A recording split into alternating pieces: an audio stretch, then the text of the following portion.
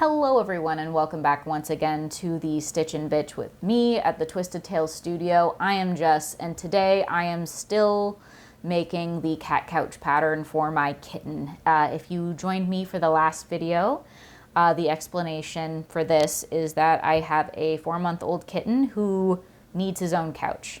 He totally told me this. I just punched the fucking table. Wow, okay, I'm having a moment. And now my screens are back on, so I'm very bright and well lit. Can you tell this shit isn't scripted? Because it 1000% is not scripted. This is just me fucking around. Pardon my language, but if we're doing something called a Stitch and Bitch, then we are going unfiltered. Anyway, where was I? Oh yeah. Cat couch, making cat couch for kitten because I am extra like that. He's also going to have his own cat granny square blanket to go on the cat couch. I have yarn specifically for that purpose that you can't see because it is sitting behind my chair. So for today's Stitch and Bitch, I would like to do a bit of a story time with you. So in my family, I am one of the few people who is really crafty. I like to knit and crochet. My Tante Inga likes to knit and crochet, but that is about it. And like this goes for like my family and my husband's family. A bunch of them used to do a lot of these crafts, but just like fell out of it because they don't have time.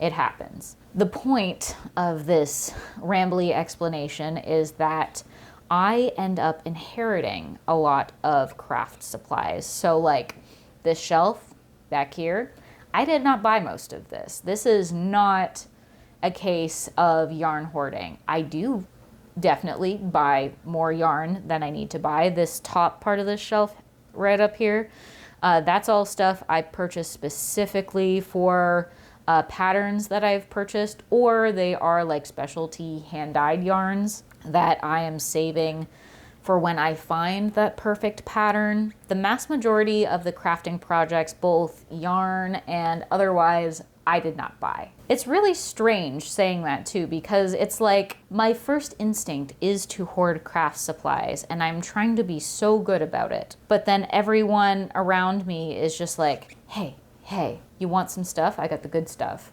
And I am incapable of saying no to people who offer to just give me their unused art supplies.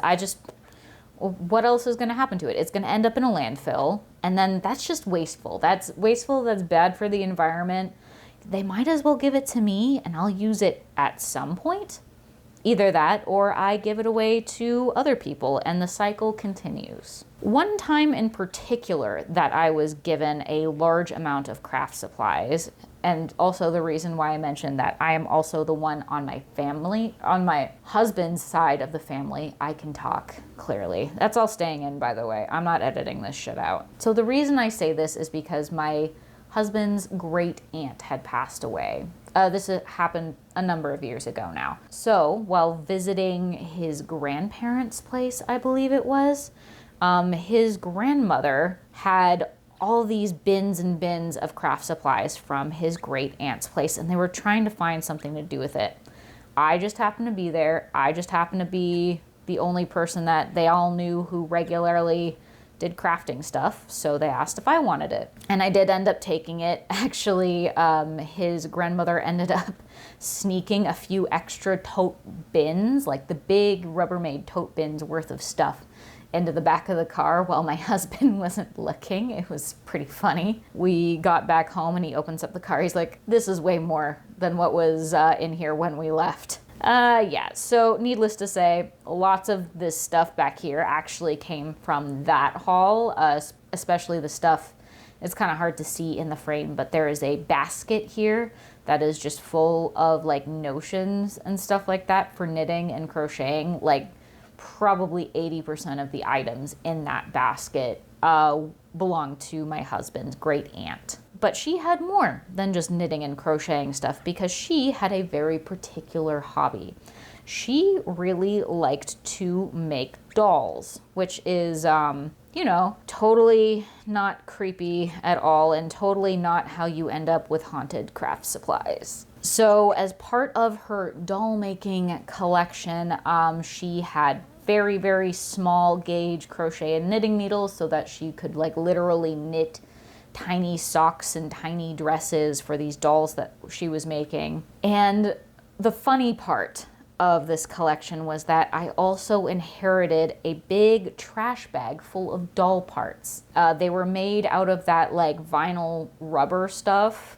But yeah, it was just a bunch of like plastic vinyl heads and arms and stuff, like heads with no hair because you have to make the wigs separately. So just like a whole bunch of doll parts. It was the most cursed thing I think I've ever kept in our apartment. It was so funny. Every once in a while when I would be like organizing my collection, and I ended up keeping these things for several years because I just didn't know what to do with them. But every time I would reorganize it, that bag of doll parts would resurface and it was so creepy. It was like a page out of like a paperback horror novel. So the final like page of the story for the doll parts is I kept these things in my closet for years. And at some point after I had graduated college, I was working in film for a number of years. I did costumes and props and set design and all of that. Basically whatever work I could really get. And a bunch of my classmates did too. One of my classmates, who is a person that I am still friends with, we still chat on occasion.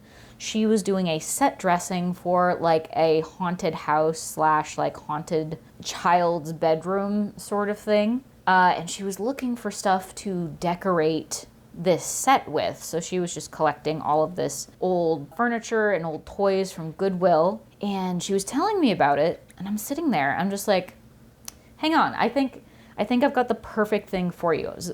So I went back to my house and I got the garbage bag full of doll parts and I gave it to her and she opened it, and I swear, I wish I'd taken a picture of the look on her face, because the confusion and also like her asking like, why do you have this? Which is a good question to be honest. Like, who the hell owns a giant bag of dismembered doll parts?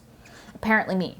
So that is the story of how I found the bag of doll heads and arms and legs a new home. They ended up being used on a horror set, which I think is quite fitting. And there's a kitty. Hello, Mr. Kitty. Do you want to come be on camera, Mr. Kitty? What? And this is where the kitty makes an appearance. Hello, my boy. Yes, this couch is for you. This couch is for you, but you keep trying to eat it. And that's not very nice. If you eat the couch before I finish making it, then you will have no couch. Yeah, this is the boy. This is the boy. He is the goodest little boy. And he is so wee. Oh, and he is not interested in being on camera. He's too cool for mommy. That's okay. Off you go. Wait. This is getting unwieldy.